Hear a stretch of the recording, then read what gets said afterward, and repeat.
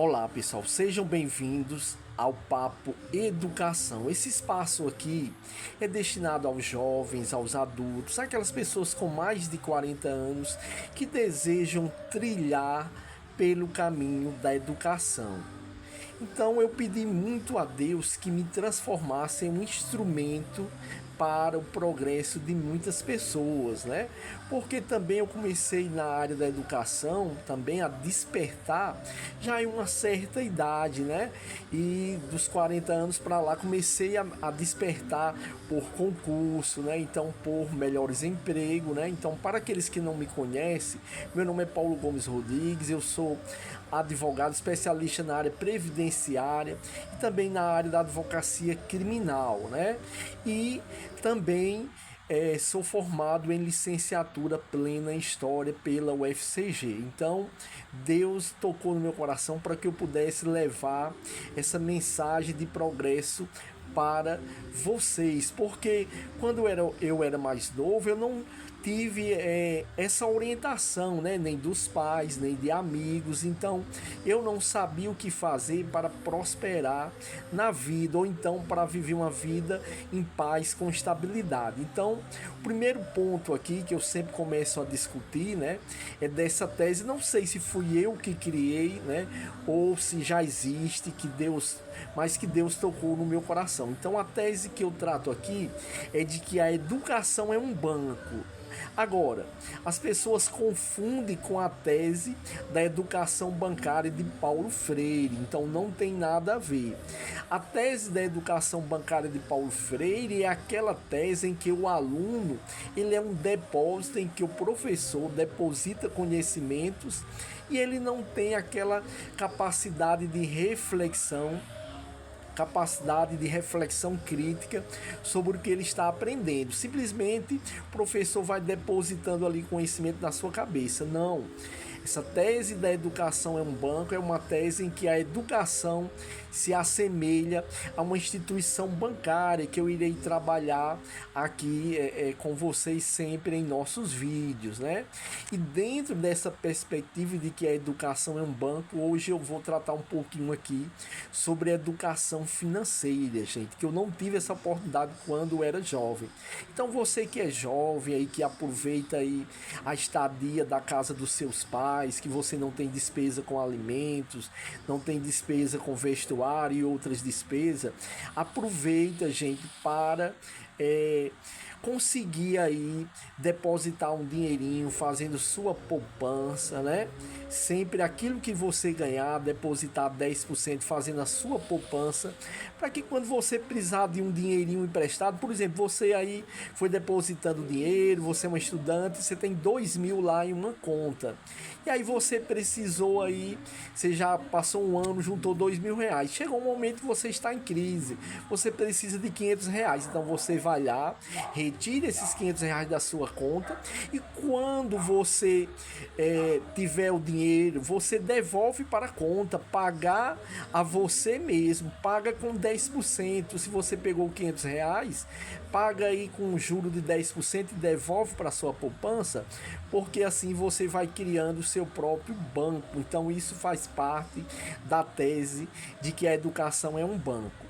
O segundo ponto aqui que eu quero tratar com vocês é uma frase de um filósofo, de um pensador, né, de um cientista chamado Albert Einstein. Então eu trouxe essa frase aqui para discutir com vocês.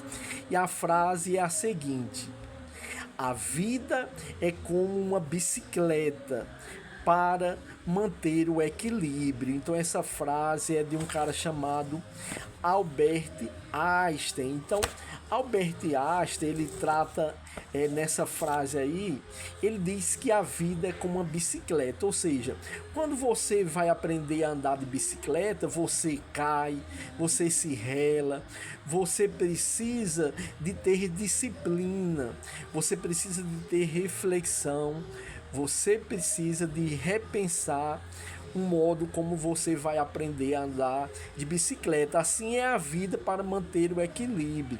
Muitas vezes você começa em uma atividade e você não conhece, é como andar de bicicleta. No início você não sabia como andar de bicicleta, você vai aprendendo, alguém segurando ali, dando as primeiras pedaladas. Então, Albert Einstein era uma pessoa que ele fez essa analogia de que a vida é como uma bicicleta. Então, você precisa se equilibrar para você poder conseguir aí andar, né?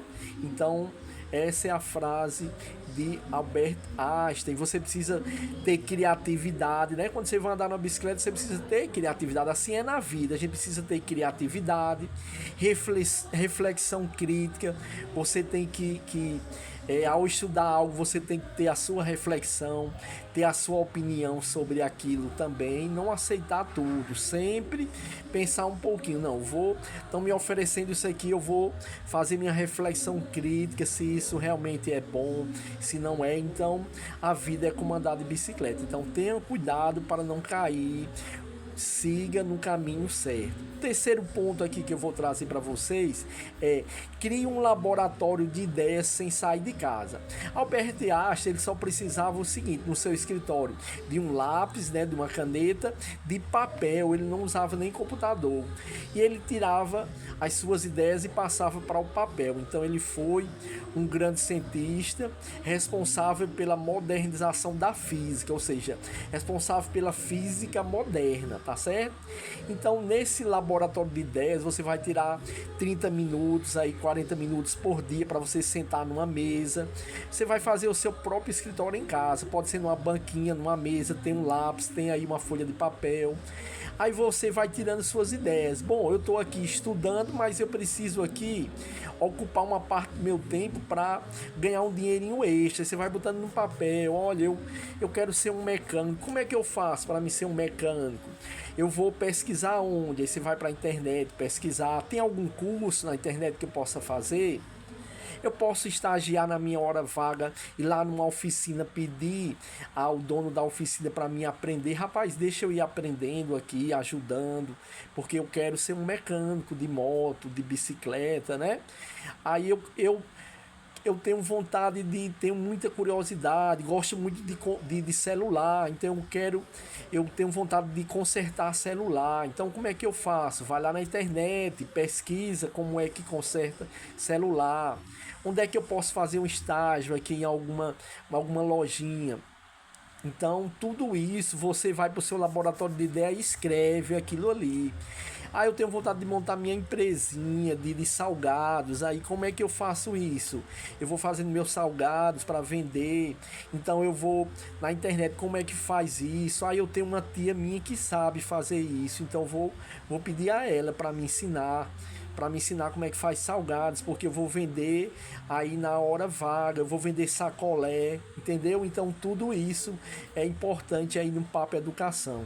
Outro ponto aqui que é muito importante, que eu não posso deixar de falar com vocês, é como organizar o meu estudo, né? Como é que você vai organizar o seu estudo? Eu tenho que disponibilizar primeiramente um edital de estudo. Aí eu trago o exemplo do concurso do INSS, que está em voga agora, né? Todo mundo está falando. É um concurso ainda que está em aberto ainda, dá tempo de estudar. Então eu vou pegar o último edital lá na internet e vou estudar esses pontos. Eu posso pagar um cursinho pela internet, que tem os cursinhos pela internet, né? Que é um precinho bom, que você também pode ali, o professor lhe acompanha. Definir o tempo de estudo, gente. A vida é como uma bicicleta, como diz Einstein, tem que administrar, né? Eu tenho que administrar o tempo de estudo. Quantas horas eu vou estudar? 2 horas, 4 horas?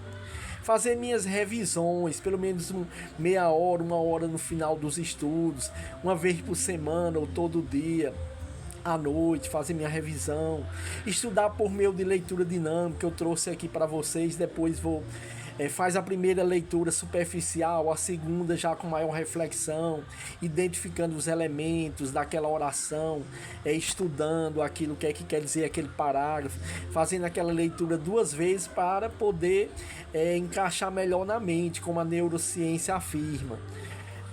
selecionar os meus materiais de estudo, gente. Então, como eu não posso ultrapassar os 10 minutos aqui do vídeo, então por hoje é só. No próximo Papo Educação a gente vai aprofundando mais, gente. Então vamos desenvolver aí o melhor para todos vocês.